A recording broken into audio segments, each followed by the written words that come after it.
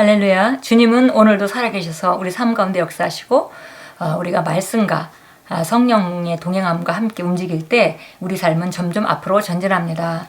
9월 19일 토요일 말씀의 실제입니다. 제목은 종류와 특성에서의 새로움. Newness in type and quality 그랬는데요. 종류와 특성에서의 새로움이 약간 말이 좀 어렵습니다. 그러나 영어가 훨씬 더 쉬운 것 같습니다. 새로움인데 어떤 새로움이냐면 타입, 다른 종류의 타입이고요. 그 다음에 다른 종류의 질, 퀄리티가 좋다. 우리가 이런 말을 합니다. 그래서 바로 우리가 정말 과거에 우리가 자연인으로 살던 우리보다 거듭난 새로운 생명 가운데 사는 우리는 종류가 다르고 그리고 질이 다르다. 이런 말로 우리가 이해하면 정확할 것 같습니다. 로마서 6장 4절 말씀 같이 읽겠습니다.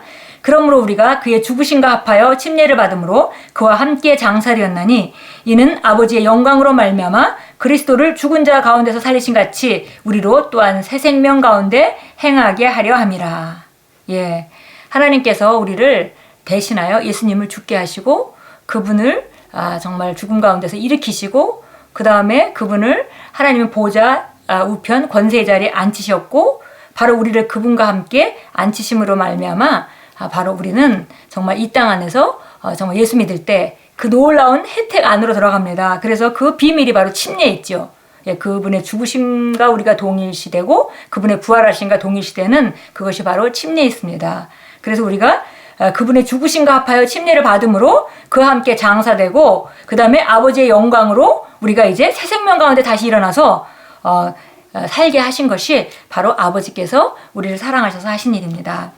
우리 읽겠습니다. 고린도후서 5장 17절은 이렇게 선포합니다. 그런즉 누구든지 그리스도 안에 있으면 새로운 피조물이라.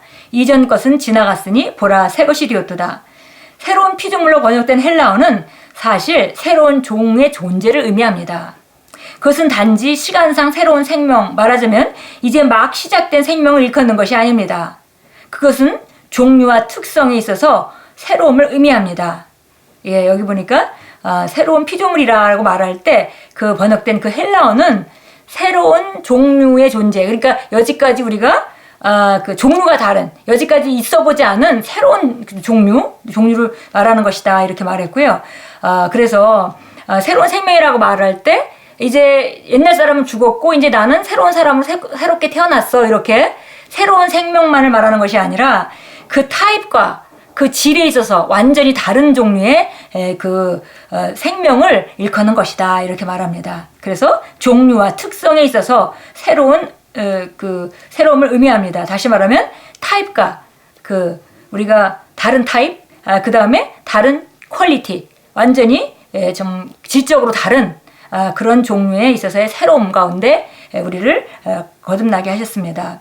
새로운 피조물은 새로운 종류의 사람이며 이전에는 존재한 적이 없었던 종류의 사람입니다. 그는 사단에게 굴복되지 않기에 해방도 필요하지 않습니다. 그렇습니다. 우리는 정말 새로운 종류로 우리가 새로운 피조물로 정말 다른 타입과 다른 그 퀄리티를 가지고 우리가 거듭났는데 그 새로운 종류의 사람은 얼마나 탁월한지 사단보다 우월하기 때문에 사단에 매여 있을 이유도 없고 사단으로부터 해방도 따로 필요하지 않습니다. 거듭났다면 당신이 바로 이런 사람입니다. 당신은 패배할 수 없으며 불이익을 당할 수도 없습니다. 믿음으로 걸으십시오. 당신은 동일한 분량의 믿음을 받았기 때문입니다. 로마서 6장 14절은 선언합니다. 죄가 너희를 주장하지 못하리니 당신은 우월한 존재입니다. 당신은 더 이상 죄와 나쁜 습관의 지배를 받지 않습니다. 과거에 자연인으로 태어났던 우리는 경험에 의해서 또 모든 사람이 그런 타입과 그런 질로 살아갔죠. 그래서 아무도 죄를 이길 사람은 없었습니다. 왜냐하면 본질적으로 죄의 본성을 가지고 있었기 때문에 죄를 안 질 수 있는 사람이 없었기 때문에 인간이 죄를 어떻게 안 질 수 있냐라는 말을 했고 그것은 아주 일반적인 자연적인 영역에서의 진리였습니다. 그래서 우리는 그런 생각으로 충만하지만 이제 거듭난 우리는 정말 다른 종류, 다른 타입과 다른 퀄리티의 사람으로 거듭나는데 바로 그 퀄리티가 어떤 퀄리티냐면 예전 것보다 훨씬 우월하고 좋은 그런 퀄리티라는 것입니다. 그러니까 우리는 이제 이 퀄리티는 어떤 퀄리티냐면 죄 지배당하는 퀄리티가 아니라 정말 죄를 지배하는, 그래서 여기 로마서 6장 14절은 말합니다. 죄가 너희를 더 이상 주관할 수 없다. 자연인은 그리고 죄의 본성으로 거듭나지 못한 사람들은 당연히 죄의 지배를 받고 사는 것이 당연합니다. 그러나 이제 우리는 다른 타입과 다른 퀄리티로 태어났는데 바로 우리 퀄리티는 뭐냐면 죄를 지배할 수 있다는 것입니다.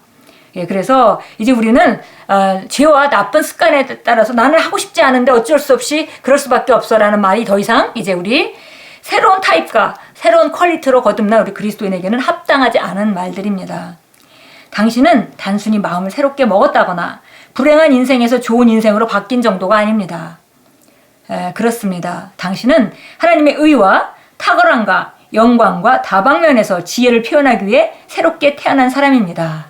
예, 그래서 불행한 인생을 살았는데 팔자가 바뀌었다. 이 정도 얘기가 아니라는 거죠.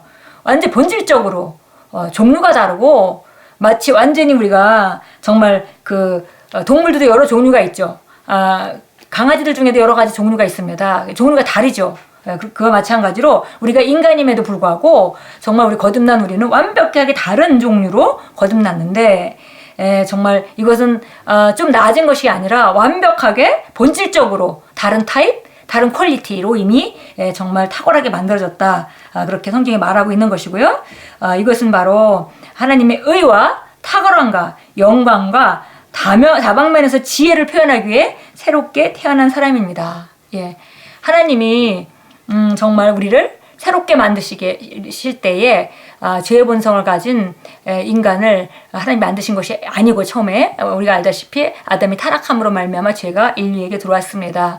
그래서 이제 죄를 질 수밖에 없고, 그러니까 하나님이 본래 만드셨던 것보다 훨씬 퀄리티가 또 타입이 다른 그런 종류로 하락한 것을 우리가 알 수 있습니다. 그래서 하나님께서 이 문제를 해결하시려고 예수님을 보내셨고, 예수님이 오셔서 하신 일은 바로 우리가 거듭나게 하신 것인데, 그 거듭날 때 완전 다른 타입과 다른 퀄리티로 우리가 거듭나게 하셨고, 그렇게 해서 하나님이 우리를 통해서 그분의 영광을 드러내고, 그분의 정말 의의를 드러내고, 그분의 탁월함과 다방면에서 그분의 정말 지혜를 우리를 통해서 표현하기를 원하셨습니다. 그러니까 우리를 아주 탁월하게 만드셨습니다. 예, 우리 참고 성경 보겠습니다. 이사야서 61장입니다. 이사야 선지자는 지금 구약 시대였지만 지금 하나님께서 어떤 계획을 가지고 계신지, 하나님께서 이 시온, 우리 정말 하나님의 나라의 백성, 왕국의 백성들을 만들 때 어떤 사람으로 만들 것이고 어떤 자로 만들 것인지를 구약의 선지자들 통해서 예언해 오셨습니다.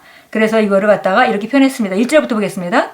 주 하나님의 영이 내게 임하셨으니 이는 주께서 내게 기름을 부으사, 예수님께 하나님께서 기름을 부으셨습니다. 온유한 자에게 기쁜 소식을 전파하게 하셨으며 그가 나를 보내어 마음이 상한 사람들을 싸매고 포로된 자에게 자유를, 갇힌 자에게 감옥이 열림을 선포하며 주의 기뻐 받으시는 해를 선포하고 우리 하나님의 복수의 날을 선포하며 모든 슬픈 자를 위로하고 시온에서 슬퍼하는 자들을 정하여 그들에게, 지금 문제가 많습니다. 슬퍼하는 자들을 정하여 그들에게 제 대신에, 구약의 죄를 뒤집어 쓰는 것은 회개하거나 정말 너무 애통하는 일이 있거나 할 때는 죄를 뒤집어 쓰는 거죠. 근데 죄를 뒤집어 쓰는 대신에 아름다움을, 또 어떤 성향은 화관, 화관이라고 표현했습니다.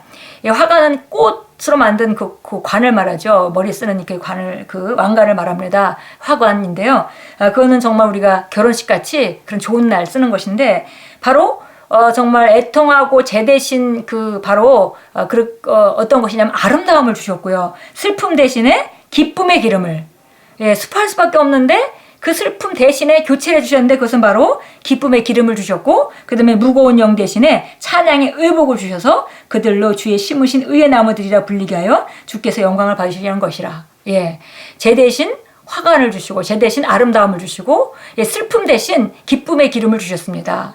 그리고 근심 대신 무겁게 눌려 사는 것 대신에 찬양의 옷을 주셨습니다. 그렇게 하셔서 우리를 의의 나무들이라 불리게 하여서 아름답게 만드셔서 주께서 영광을 받으시려는 것이라. 우리 탁월함을 통해서 그분이 의와 그분의 아름다움과 그분의 영광이 드러나기 위해서 우리를 이렇게 만드셨습니다.